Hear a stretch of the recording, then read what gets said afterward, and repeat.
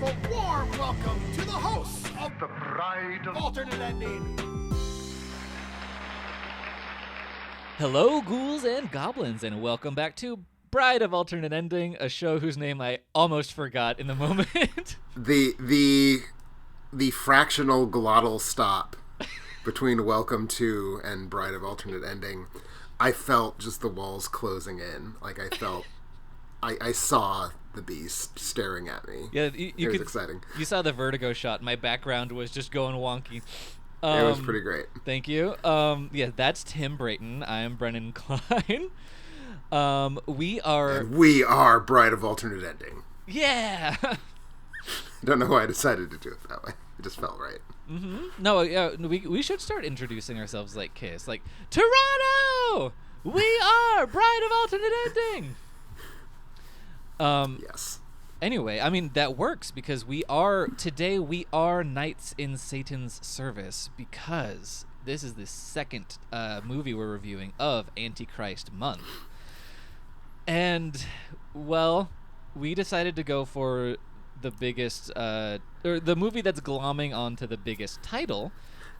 So there is, I think, an inherent car wreck rubbernecking fascination with the idea of this sequel existing. Yes. And I forgive us for not being able to resist that curiosity. It's really important to forgive yourself. I think so. In the spirit of anti-Christian charity. Yes, of anti-Christmas, one might say. Yeah, exactly. We did decide to watch the 1976 TV movie Look What's Happened to Rosemary's Baby, which, as you may be able to ascertain, is a sequel to 1968's Rosemary's Baby, which we did not want to put on the list because what can be said about that movie that hasn't been said before? Mm-hmm. I think it is... this is an approach that I took going into the movie, and I think it's important to do so, is to completely scrub that movie from your memory and your brain as much as possible. And it still won't help it be good, but it'll help you be less soul-wrenchingly miserable, perhaps. I would agree with that. And I honestly do think I had very little difficulty doing that, insofar as the points of continuity between these two films, in front of and behind the camera in terms of personnel, I believe consists solely of Ruth Gordon.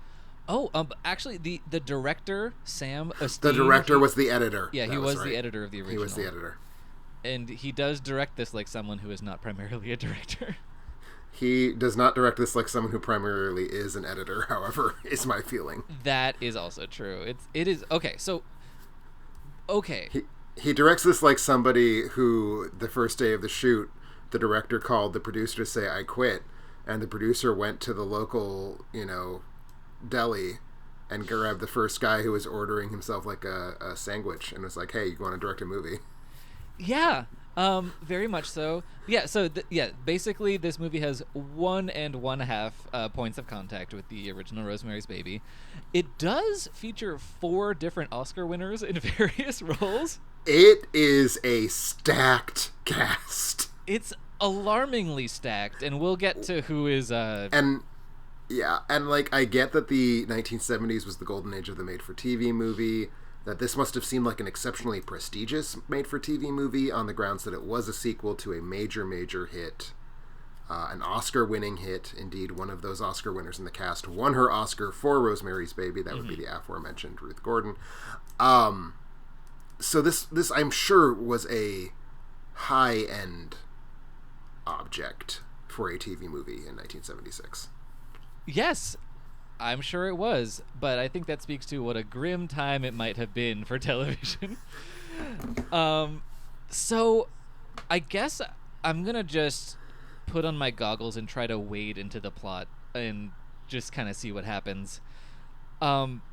So tell me, what happened to Rosemary's Baby? Well, look. What's happened to Rosemary's Baby is that at first he is 8, The Satanist cult has named him Adrian, although Rosemary, as played by one of our other Oscar winners, Patty Duke. Played is a strong word, but Patty Duke is on screen, and people are calling her Rosemary. That is a good way of framing it. Okay. You know what? I will say Patty Duke seems to be... She's pumping a lot of energy into this performance, and it's going absolutely nowhere. Let's get through the plot before we start talking about the acting, or we're just going to get in a tangle. Yes. So, but yes, I agree with you. One day when Andrew is 8 years old or thereabouts, she escapes from the Satanist cult with him. They briefly hide in a Jewish temple that apparently is just kind of off the side of the road in a strip mall. And it is like apparently there is a kind of like psycho-spiritual lead lining that accrues to all houses of worship because the Satanists cannot track them to the temple. Yeah, it's a deeply confusing cosmology that Look What's Happened to Rosemary's Baby presents to us. Yes. But yes, so she basically escapes with him, but the Satanist cult is around every corner. At first, she's trying to get help from her ex-husband, Guy Woodhouse, as played by George Maharis. And he's already in cahoots with, the two major figures that we know from the Satanist cult, Minnie and Roman Castevet. Minnie's played by Ruth Gordon, reprising her role. Roman is now played by Ray Milland, another one of the Oscar winners in this movie. And so, well, they, I guess, influence a madam of a brothel, I think, is what she's supposed to be. Do they influence her, or was she just one of their, guys? I don't know, because she doesn't seem to necessarily be with their program all the time, ? Anyway, there's someone who in some way is in cahoots with them, and she basically kidnaps Adrian from Rosemary, from the most, Wile E. Coyote trick of putting Rosemary on a bus, and then the door shuts behind her. A spooky bus. Turns out, it's a hell bus. There's no driver on the bus. Which, very weird that she just hopped on the bus and didn't look at the driver's seat when she did so. It's difficult to not look at the driver's seat when you're entering a bus. For the record, as an inveterate bus user, your eyes are directed towards the driver's seat when you are entering a bus. Yeah, and and also if you are paying for said bus, you do typically look for where to put the said payment, and that's usually next to the driver. Yes. But anyway, so she gets on the bus, the door shuts behind her, she notices there's no one else on the bus, and then she notices there's no driver, and the soundtrack screams. The soundtrack screams. It is so campy. Mm-hmm. And I texted you when I got to that point in the movie, because you watched the movie before I did, to register my discontent with how the movie was going. And you pointed out accurately that I would look back upon this moment as the highlight of the film. Yeah, nothing reaches the apex of art that Hellbus reaches. Hellbus is by far the best thing that happens in this movie. Yeah, and also you can presume that bus is going to hell, or she's off a cliff or something, because you never see Rosemary again. No, but it's unclear exactly what her final destination is. I mean, presumably she must be dead, or she would have continued hunting for her son. But yes, that's, I think, the best we can do. Yeah, that is the best we can do. Anyway, cut to. So thus closes the Book of Rosemary, as we were told in the on-screen title. Oh yes, and now opens the Book of Adrian. Indeed. There's a lot of pages missing. It's about 20 years later? 20 years later. So we are, for those of you keeping track, now in the year of our Lord 1996. Since it's been 28 years since the events of the original movie. That's true. Well. Okay, 20. Okay, yeah. So, I'm not even gonna. So the original movie takes place 8 years before the first third. Yeah. So okay, that, so that it tracks. You're right. I thought, the instant that we saw people sauntering around in like 70s earth tones and bell bottoms and going to the most 70s ass looking casino I've ever heard of, I was immediately doing the math to see what year we were supposed to be in. oh, of course, and well, everyone has their shirts buttoned down exactly to their navel. It was a great time. But anyway, so Adrian is now I guess he acts like a teenager and is 29, both canonically and played by a 29-year-old Stephen McHattie, who later would go on to star in Pontypool, which is a much better role in film. Yes, for it him. is. Yes, it is. So Adrian's just kind of a general, I don't know, roustabout. He is a scallywag. He is, but also He drives cars fast, you know. he does, but it's not like that much of a scallywag. Not Antichrist levels, I would argue. And so would the satanic cult. So basically, he just kind of bums around town driving cars real fast, and then the cult is like gonna test him to see if he is worthy of actually being the vessel of Satan. And it's kind of unclear if they have been testing him over the past few days because they're like waiting for him to get into a fight or something. It is weirdly hard to tell. It's weirdly, yeah. No, go ahead. No, it's difficult to tell, and they realized this, which is why they kept adding this bizarre, disconnected voiceover from Roman and Minnie Castevet that actually adds, maybe diminishes the context of what's going on.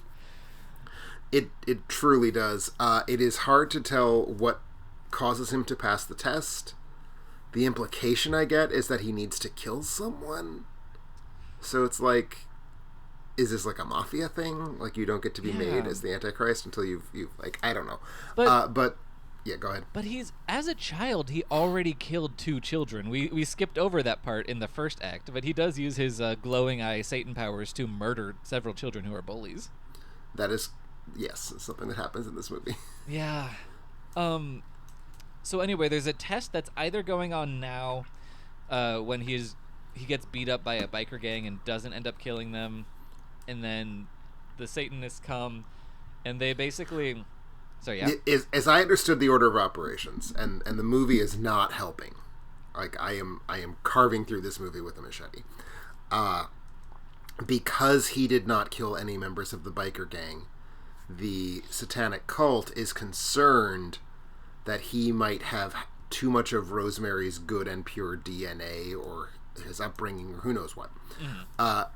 It is, I gathered that was sort of what precipitated the crisis of, is he actually like evil enough to be our Antichrist? And that's sort of what triggers them like coming in. But also, does it seem like they were going to come in anyway? I'm not sure. It's because they've been talking about preparing for this test for a long time, and it's unclear if this is a secondary response to the test that happened or if this is like the full test. And then so basically they force him to drink, one of Minnie Castevet's many disgusting concoctions out of a very plasticky looking goblet. And how? Oh boy. A plasticky looking goblet that's like the size of a human thigh bone. Yeah, it's enormous. It is massive. And she's like, and also, because the thing that she's like, oh, I made this fresh from my own herbs, when she was giving Rosemary the Satan juice in the first movie. Mm-hmm. But this time she's like, it's made of prunes and leftovers, and he's like, sure, sounds great. Right. But okay, so he gets kind of Satan drugged. He's kind of in this trance-like state, and they basically make him up like he's in the floor show at the end of the Rocky Horror Picture Show. It is. There's a little bit of the traditional commedia dell'arte Arlecchino going on in that makeup. Yeah. A little bit of French mime. The Wikipedia page very generously suggests he is being made up to look like the devil. That is... I don't know that I see that. They could write that off as charity on their taxes. That is extremely generous. I would... That's a bit of a stretch, perhaps. But so they're about The famous white-faced, red-lipped incarnation of the devil. so they're, I believe, going to make him bleed in some way. They seem to be preparing to stab him with something. But then, cut to a music video. Just a rock and roll band is playing downstairs in the casino, and through the power of rock in 1996, he just gets compelled to join the stage and dance around. And then they murder his friend by running him over with the car, and those two things. His friend Peter, which is Yes. a name played for maximum wink wink irony. Yes, and Peter, who dropped out of divinity school. Yes, indeed. So yeah, they kill him for some reason while he's dancing, and then we just kind of cut to later. And the dialogue that is, in this case, dropped upon poor Ray Milland, if I am parsing it correctly, I believe it's that Adrian is using his he's infecting everyone he dances with Satan. Oh yeah, he's like corrupting the innocent, but these are people who are going to a rock and roll show at a casino in the middle of the desert, which doesn't seem particularly innocent, at least by the terms of this whole thing. It doesn't seem innocent by the terms of Christianity, but remember, these are the antichrists who are determining who is and is not innocent. Mm-hmm. But at any point, Ray Milland seems to feel like what's happening on the dance floor is passing the test. Like, they were all ready to declare that he'd failed the test, but Ray Milland seems very happy. Yes. Is that fair? That is fair. I'm asking, is that fair? I can't tell. It is the impulses, like the electrical impulses that this movie has set off in my brain are those. I don't know how to connect them to anything, but yeah. And thus closes the Book of Adrian. Thus, yes. And now, a reading from the Book of Andrew. The third act is the Book of Andrew. It becomes very much a 70s TV movie, like more than it was before. He has amnesia, there's a sexy nurse, and then some I guess spoilery things happen, but like there's not a plot to this movie, so like should we just... And there's especially not a plot to the third part. Certainly not. Movie. I thought they were gearing up for like kind of a confrontation, and then I was like, oh, they're not leaving this hotel room. Right. So I hate that I even have to ask this question. The movie started turning to glue in my brain so fast after I stopped watching it. This is basically Halloween 2, right? Like, he's in a room the whole time. This act, you mean? This act, yeah. No, because so he starts in the hospital room. He starts in the hospital room. And then they go to a hotel where I don't remember where he's trying to go, but he's like... I think I lost track that the hotel room and the hospital room are not the same room. Yes, it's two different rooms. Okay, so he wakes up with amnesia in a mental institution. Right. And then... because they think he killed his friend Peter. Yes, they think he killed Peter. Even though there are, dozens of eyewitnesses to the contrary, although maybe they were possessed by Satan. I was going to say, all those eyewitnesses are now satanic cultists. Of course. And so he asks the nurse, pretty please break me out of the hospital. And she's like, sure, for reasons that will make more sense later. Because in the moment I was like, come on. And there was actually almost an implication that he still had satanic wiles, that he was kind of hypnotizing her. But no, she just like drives him to a hotel. Don't know why she stuck around. No, I do. Never mind. Sorry, I'm giving you my impulses in the moment. Right. I don't remember where they were going, but he was definitely going to do something. Was he... So he's trying to figure out who he is at this point, right? Like he's getting like vague signals. Like, he remembers tiny details about his mother. He remembers tiny details about the arrival of a celebrity, which was his not exactly father. Yeah. Yeah. So... yeah, there's that. They're doing something. They're in a hotel room, and there's a sense that, like, all right, in the morning, I'm going to go out, and I'm going to do this, and we're going to have the third act. But no, The nurse seduces him and, spoiler alert, impregnates herself with his baby, so hopefully they have a daughter that will then become the vessel for Satan. Because she is also a member of the cult. Of course. And Who has is it? been all along. Yes. Why? Tim? I believe the answer is money. Yeah. It's just the amount to which this movie is just an endlessly unspooling nothing is mind-boggling. Like the fact that I just flat out cannot tell you at the level of scene descriptions what happens in the third part of this film. Like, sure, she seduces him, the baby happens. George Maharis flips his car and dies is the thing that happens. Oh, he does, and he runs her over, but then she's fine. Right. Is it that? Does he run her over, or does he almost run her over, but then, like, Satan, like, intervenes? I couldn't tell. I think he does run her over, but maybe Satan intervenes and she is then fine because of this. Because as I said, at this point, my eyes had just sort of, like, stopped absorbing photons. Yeah. And I was not witnessing the film. Yeah. No, because I remember, because there's this part at the end where Minnie Castevet comes in and she's like, "Oh, my pregnant granddaughter, is she okay?" And the doctor's like, "Yes, she is." And then the camera pans over to the nurse as if we're supposed to be surprised that Minnie Castevet's pregnant granddaughter is the woman we just saw get pregnant. Right. Yeah, so I remember that, at least, and I think we were supposed to think she died. Okay.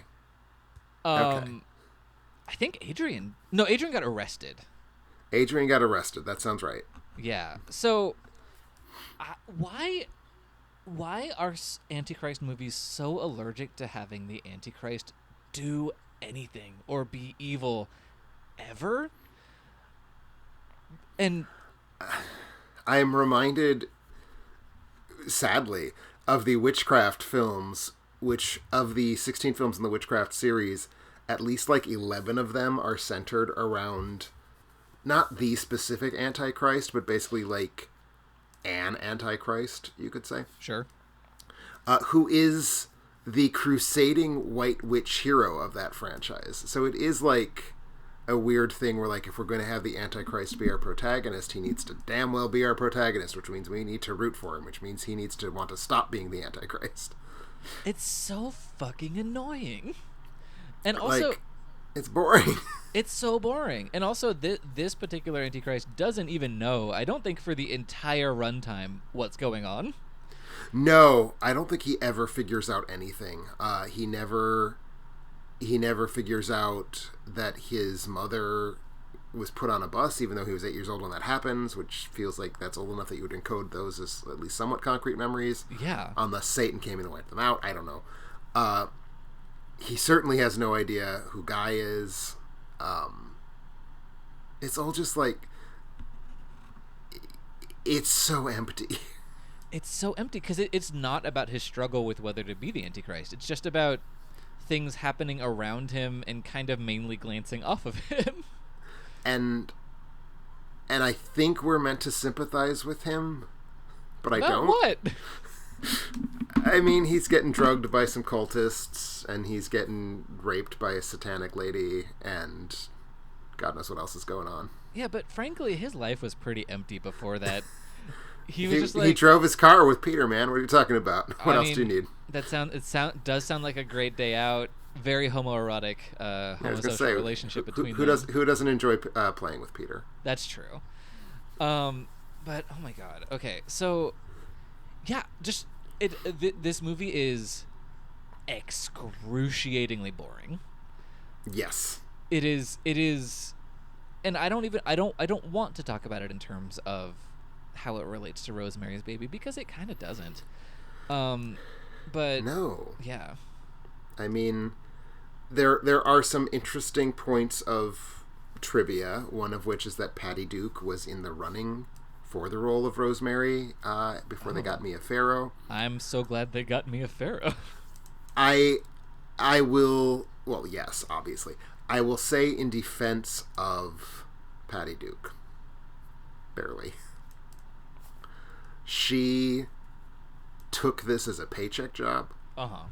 She understood what the project was going to be, and she gave it the appropriate amount of effort, which was none.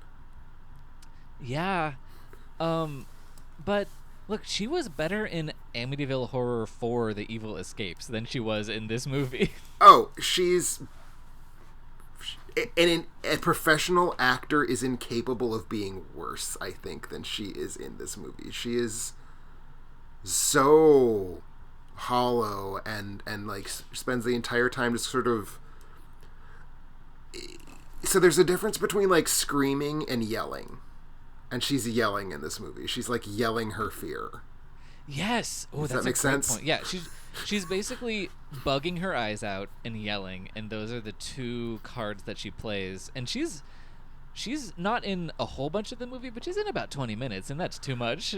It's also, I think, easily the best part of the movie is when she's in it. Not because she's in it, but because that's actually like the part that has stakes, and I could tell you what they are. Yeah, it's clearly laid out, and I mean, I will say this movie does want you to remember Rosemary's Baby because it opens on an audio only retelling of the final scene of Rosemary's Baby, where and by retelling we do mean that they have had Patty Duke redub Mia Farrow's lines, and yes, it is brain melting. Yeah, to the enormous detriment of humanity. Yeah, you're right, because she's not doing a Scream Queen thing. She's just being loud. It's almost like you could take the exact performance she gives and put her in the lead role of a like throwback screwball, and I'm like not as the heroine, but like as as like Ryan O'Neal's girlfriend who he needs to dump so he can get with Barbra Streisand. And I don't know how much of that performance would need to change for her to take that role. A great point. Like, it's very presentational and snappy and loud. Yeah. Oh my god. Yeah, no, it's not good. It is not for this movie. It is extremely bad. It is certainly the worst I've ever seen Patty Duke in anything. I like Patty Duke. I think she's a pretty solid actor, but fuck off, she is bad in this. Yeah, like alarming. Whatever your worst case scenario thing you visualize when you think of what TV acting was back when TV acting and movie acting were heavily segregated. You could not do both. If you were a TV actor, it meant you weren't good enough. If you think about the worst case scenario of what TV acting means in that context, you're getting at her performance. It is vicious. Yeah. And really everyone in this is operating at a level that's significantly below their capabilities.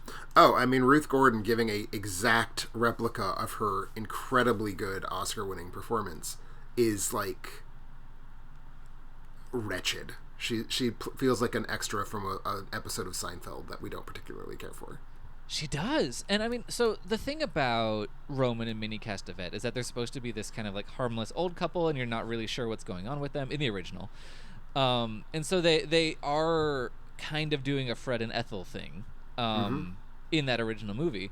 But here, it's just that, but turned down to the lowest common denominator. I also think there's a level to which in the first movie, and I know we're not playing that game, but we have to for her performance specifically, I'd say, the terror comes from, we see this like sort of gaudy, vaguely unpleasant old couple, you know, this like very stereotypical like squawking New York couple, and they're kind of played as not exactly comic relief, but as sort of comic types. Yeah. And part of what works about that, and part of where as I say it's terrifying, is when we are suddenly just confronted with, oh, these are actually murderous cultists. Yes. And that imbalance then sort of carries us through the rest of the film.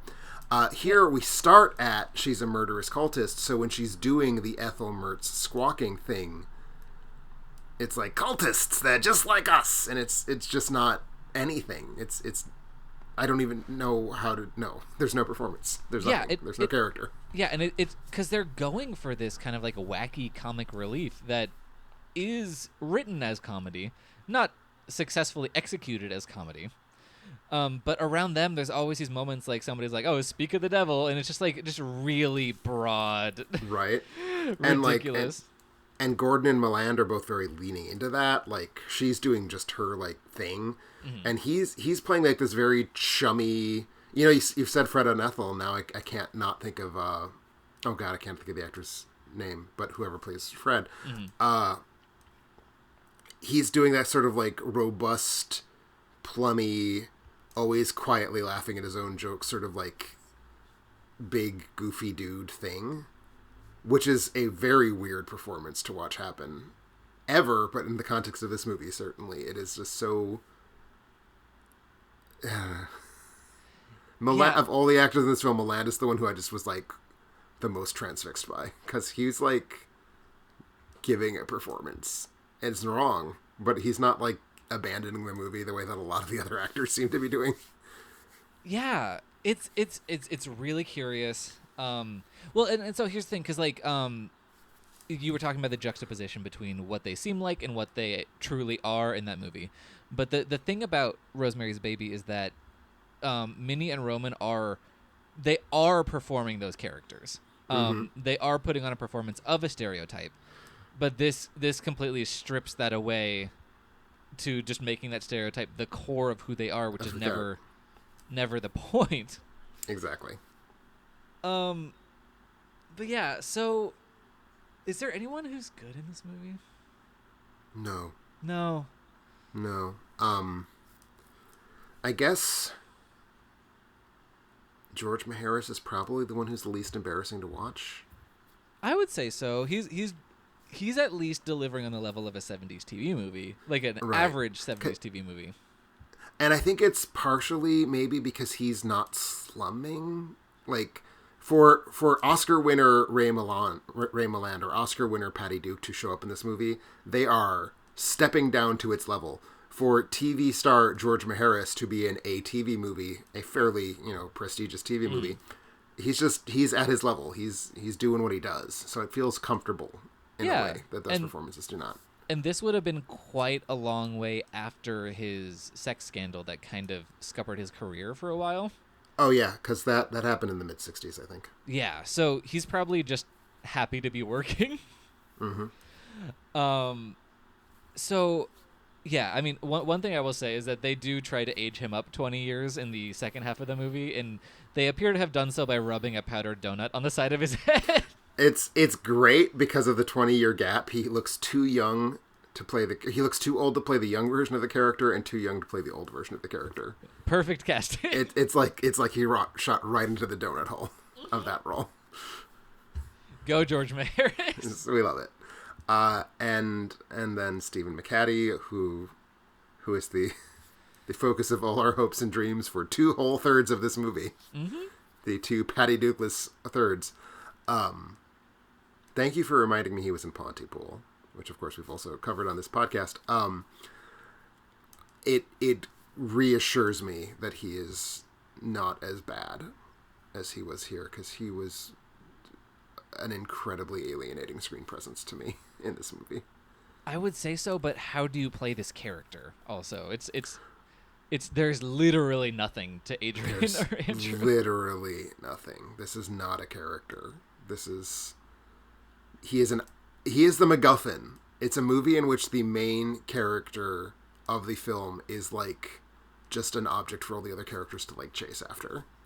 Yeah, and like the interstitial title cards are doing more for his character arc than any of his dialogue or performance. We're just kind of like, drawing a distinction between who is Adrian and who is Andrew, and that's not something that anything else in the movie is really interested in exploring. No.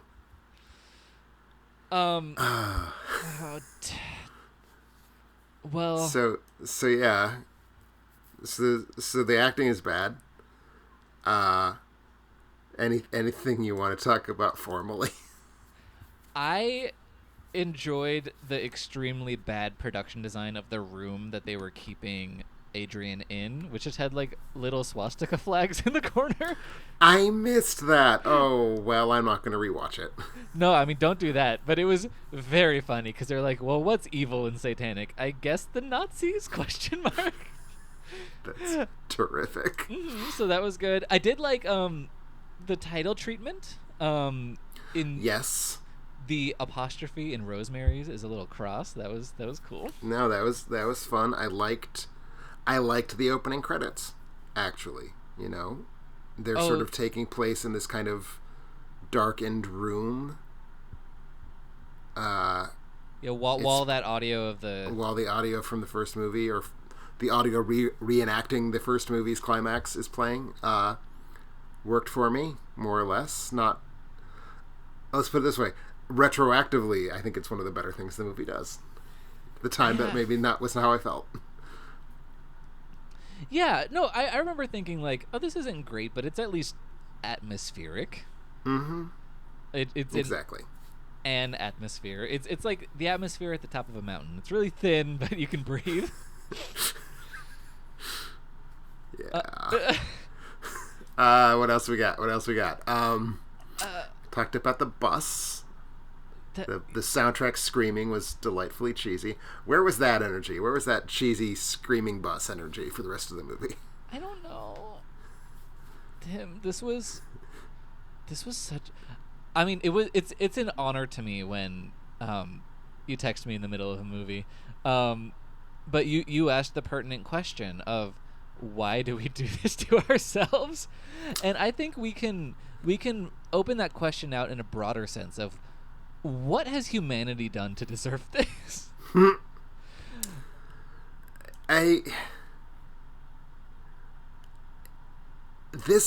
This film has absolutely got to be on the list of worst sequels, right?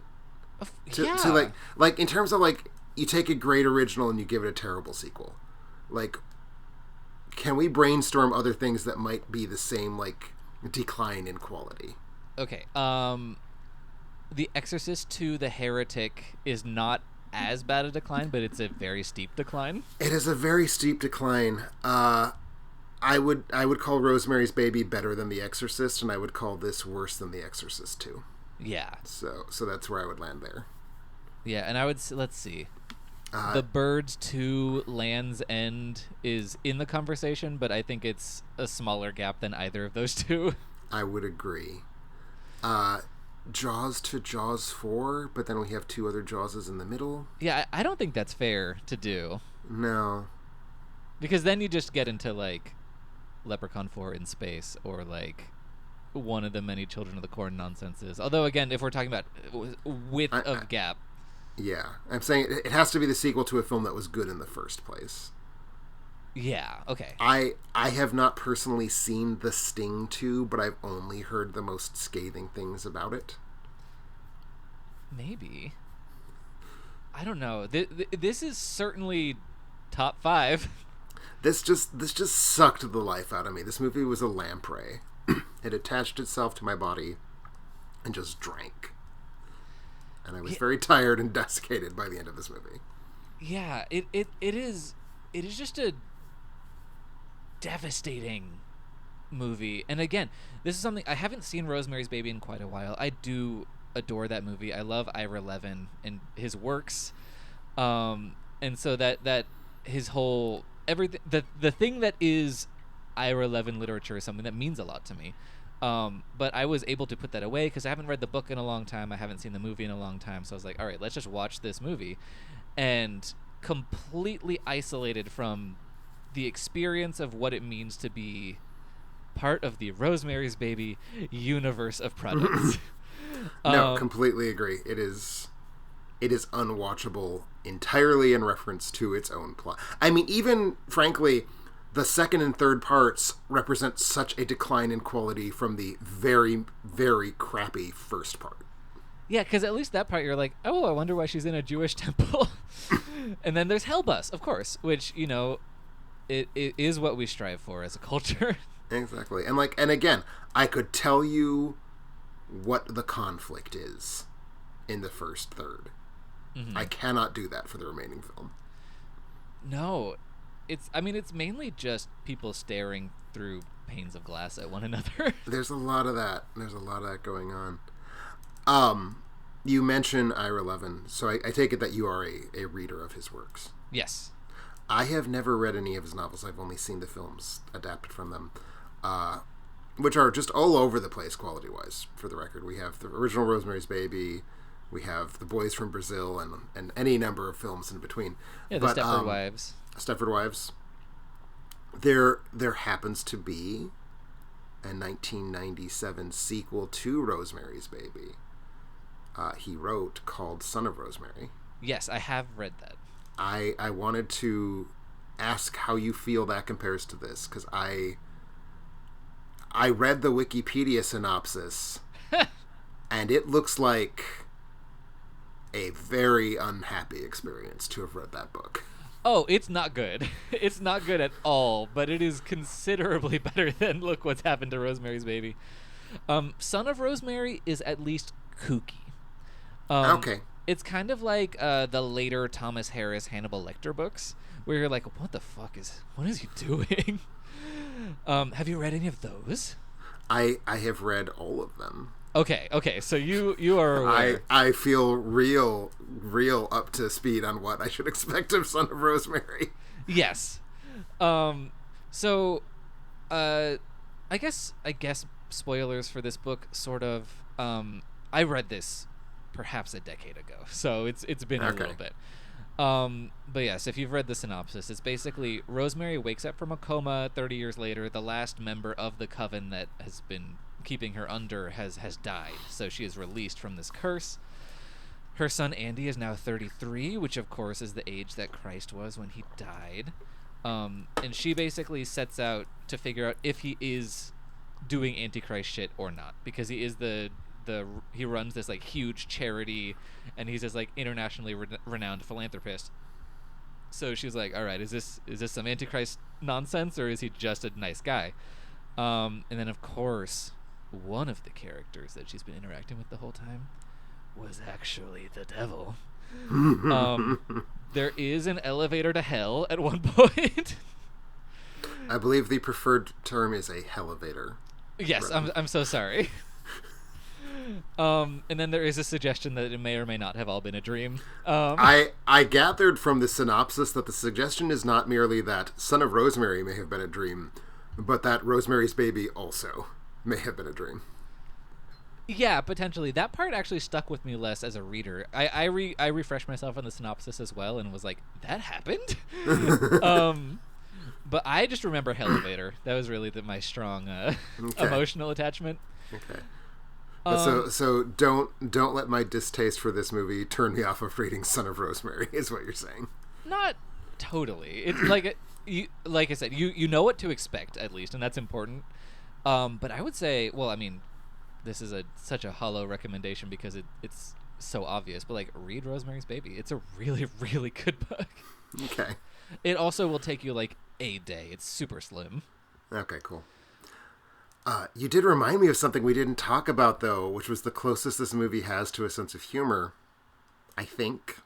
I don't actually know, now that I've said that out loud, if this is the movie's idea of a joke. The Castavets keep trying to, like, track Adrian's development against Christ's, like, against Jesus.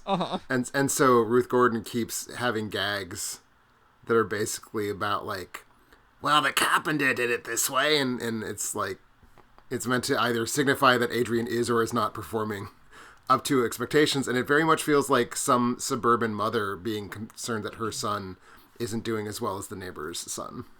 Oh yeah, that's I think that read is generous in slightly, because that makes it sound much more fun than it is, but that's what they're at least going for comedy there. Okay, because that's the thing. I don't think it is fun or funny, but I think they were going for it. Yes. But it's not easy to tell. No, especially because there is no variation in the performance that she is giving in this. Oh, no. Every Yeah. single line delivery she has in the entire film is the exact same. It's a huge bummer because it is the Yeah. one thing that you can just straight up compare to the 1968 film, and she's so good in the film and she's so bad in the television movie. I know, and the thing is, because it's one of those things, because like, Ruth Gordon did go on to do other TV movies after this, and potentially before this. I don't have like that in front of me, but like she was in the 1982. Oh fuck, what was that called? It's like, fuck. Hold on. Gandhi? Yes. It's a 1982 film. No, it's one of the Don't movies. It's like Don't Go to Sleep or something. Okay. Well, I forgive you for not being able to keep track of the Don't movies. Jesus Christ. Yeah, exactly. Yeah. It's called Don't Go to Sleep. It's got a memorable scene for a lot of Gen X people of like a pizza cutter, going up a stairwell as someone's like kind of rolling it up and being menacing. Well, that is a particular thing for Gen X to have memories of, I guess. Yeah. No. Look, a lot of people have talked about it. Maybe the footage looks better than that description makes it sound. It kind of doesn't. Because I turned on the movie because I'd heard a lot of people talk about that scene, like really giving them nightmares as a kid, and I watched it and I was like, okay, you were a kid, that's fine, but like this is nothing. Yeah. I mean, because I do feel I've seen enough of those made-for-TV horror movies from the 70s and very early 80s, and some of them really work for me. Like Dark Night of the Scarecrow really works. Mm-hmm. That one about the little ghoulies that I think Guillermo del Toro produced a remake. Well, I think the Guillermo del Toro movie is called Don't Go to Sleep, but it has nothing to do with, or maybe it's Don't Look Under the Bed. It's Don't Look Under the Bed. So many don'ts. So many don'ts. No, Don't Look Under the Bed. Yeah. No. Is that the one I'm thinking of? I'm gonna look this up while we're talking. Okay, and obviously Trilogy of Terror. So like you can do good made-for-TV horror. Yeah, for sure. It exists. I have seen it with my eyes. This is not that at any level. Not at all. Although, while we're on the subject, I don't usually have that much opportunity to mention the 1982 TV movie slasher Fantasies, a.k.a. The Studio Murders, which stars Suzanne Plachette as a woman who is a showrunner for a soap opera, and someone is killing all of her stars. That movie is awesome. That movie has a good hook. I would watch that movie. Mm-hmm. And the movie we are discussing, the Guillermo del Toro one, it's Don't Be Afraid of the Dark. Don't Be Afraid of the Dark. That's the one. That's the one, yes. Seen the original, quite like the original. Great. I think we are done. All right. I appreciate the confident authority with which you have made that decision. Do you agree with me? Well, we were done 20 minutes ago, Brad. Yeah, exactly. I was like, we can talk about this off air. We're just chatting now. But I think we're chatting in productive ways that our listeners will appreciate. Probably Yes. more than... Because the point of alternate ending is to discover good movies one bad movie at a time. And we found the bad movie, so now I'm trying to give you some good movies to wash away the flavor of it. Oh, my God. Well, we may have some good movies lined up next month. We may. We probably don't. Well, we probably don't, but it's going to be an interesting month at least, because we've typically done kind of Christmas-themed horror in December, and the thing is, there's not really enough very good Christmas horror that also we haven't covered to death in various ways. We can't just keep doing slasher movies about people who dress as Santa and go insane. Yeah, exactly. That well will run dry instantaneously. Yeah, and like, we have not on this podcast talked about Black Christmas or Silent Night, Deadly Night, but you and I both have written reviews of it. I've recorded podcast reviews of both of those movies, one of them twice. So it's like we've kind of done our duty to those films. Agreed. So next month, what we're going to do is something that I've decided to call It's Beginning to Look a Little Like Christmas. I like that. That is labored in a way I approve of. Thank you. So we are going to be discussing horror movies that are incidentally set on Christmas or around the Christmas season. So not films that are like, there's a killer Santa, or you have a Christmas present and it's evil, or Krampus, or whatever. It's just movies that are taking place around the Christmas season. Like, for instance, one movie that is not going to be on our slate, but is an example of this, is the movie P2, where a woman is trapped in a parking garage by a serial killer. That takes place on Christmas Eve, and there's probably Christmas decorations in the background, but it's not about Christmas. I would go so far as to make the argument that the first Black Christmas qualifies. The second, the other two, the remakes, both feel Christmassy, but the first one maybe not so much to me. I get that, but at least the movie in the PNR PNA has made the decision to centralize Christmas, so I think that still counts to some degree. Sure. Like, these are movies for which Christmas is not the selling point nor the hook of the story. It's just there. Right. So keep an eye out. If you're part of the Patreon, keep an eye out for that poll coming up. And if you're not in the Patreon, you can vote in the poll if you join even at the $1 level or anywhere above that. There's a lot of fun stuff on the Patreon for you to peruse. But yeah, that's going to be... That's that on Look What's Happened to Rosemary's Baby. Don't say what's happened to Rosemary's Baby. He grew up to become a real charmless dork. Yeah, which you love to see when it's the Antichrist. Exactly. Oh, one last fucking complaint about Antichrist movies. They always either end when the Antichrist is born, or have him be, like, struggling with his Antichristiness. The only movie that I have seen where the Antichrist is doing anything is The Omen 3, The Final Conflict, where Sam Neill plays the Antichrist. And he goes fox hunting for 15 minutes in that movie. It's fucking boring. When you said the Antichrist does something, I assumed it was going to be something a bit more active than fox hunting, I won't lie. He does other things in the movie, but that's like... None of them are as interesting to watch. Really, pretty much. Oh. But that's the only one where he is actually an actively Antichrist figure trying to accomplish a goal. Do I need to watch the Omen sequels? Yes, I do. I mean, you do. Like, you raised the question, so the answer is yes. The Omen 2 is fine. Okay. The Omen 3 I thought was quite dry, but it does have Sam Neill in it. Okay. And The Omen 4 is a TV movie where it's centered around a girl, and it's like a cute enough TV movie. Okay, that's what I want my Omen movies to be, cute. Yep, exactly. I will say each of the Omen movies does have at least one scene that does the is it David Warner who gets his head cut off by like a pane of glass in the first one? Each of the Omen movies has one scene that's like that, where it like comes out of nowhere and it's super gruesome and you're like, holy shit, and then it just goes back to doing its thing. Okay, well that's good to know. Yeah, so that is nice about the Omen movies. Okay. But yeah, we're doing we're doing it again. We're just babbling because we are so scarred. Mm-hmm. My brain is boiled. Don't see Look What Happened to Rosemary's Baby, folks. If I've ever made a recommendation at the end of one of these episodes that I feel confident in, you shouldn't see it, even if you have the same kind of derangement that Brennan and I have. It is not fun. It is not rewarding. Yes. Those of you, I know Sting watched Pray for the Devil against our recommendation and then was like, wow, that wasn't good.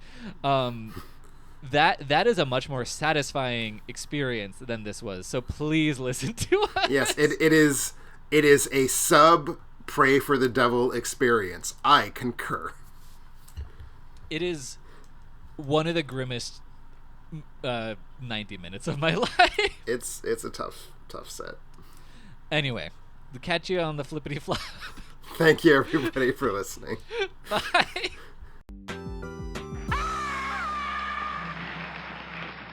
She hates me.